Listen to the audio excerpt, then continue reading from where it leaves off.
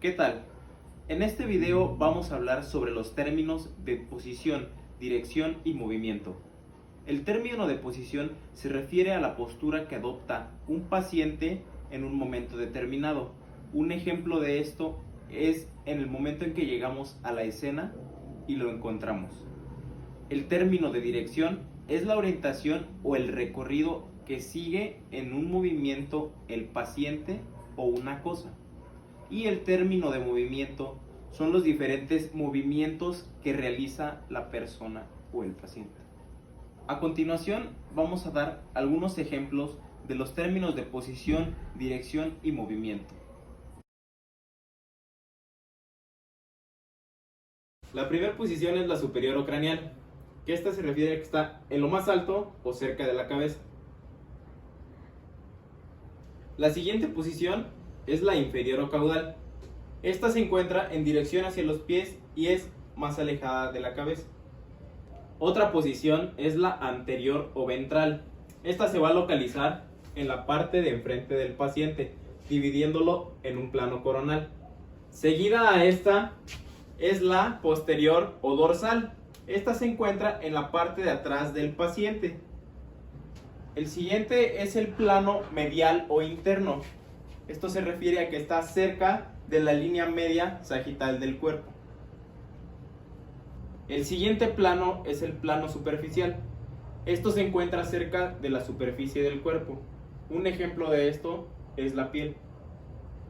Otro plano es el plano profundo.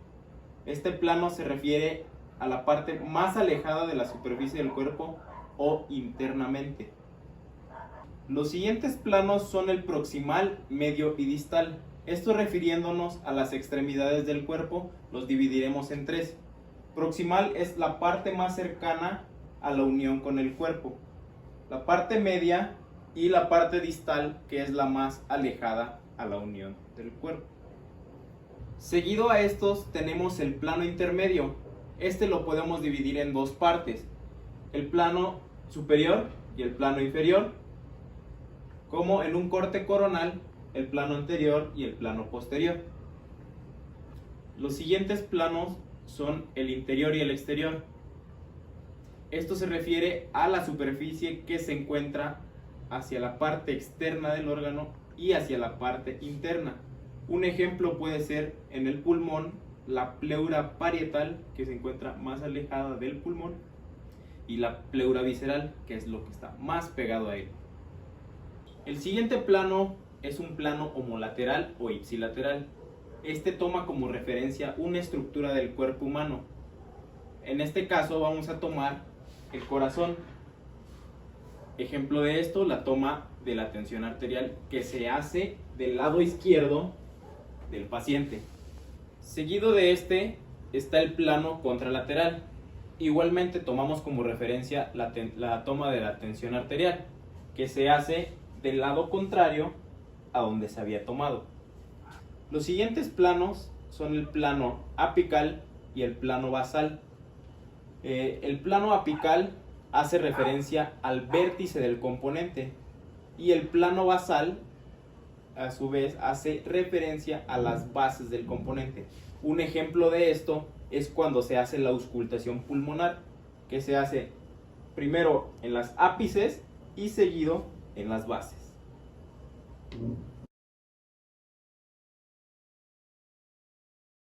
El primer término es el de flexión.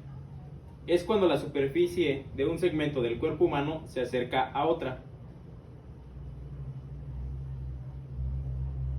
El siguiente término es el de extensión.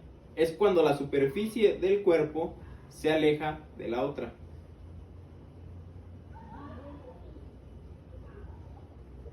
El siguiente término es el de abducción. Es cuando la superficie del cuerpo se aleja del plano medio. Y la aducción es cuando se acerca hacia el plano medio. El siguiente término es el de rotación. Es cuando una estructura gira sobre su mismo eje. Hay dos tipos de rotación: la rotación interna y la rotación externa. El siguiente término es el de circunducción. Este término abarca todos los movimientos explicados anteriormente, como lo es la rotación interna y externa, la abducción y la aducción, unidos en un solo movimiento.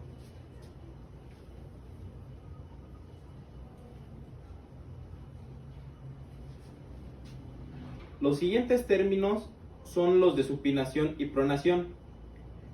El término de supinación lleva el antebrazo y la palma de la mano hacia la parte anterior, y el término de pronación lleva el antebrazo y la palma de la mano hacia la parte posterior del cuerpo.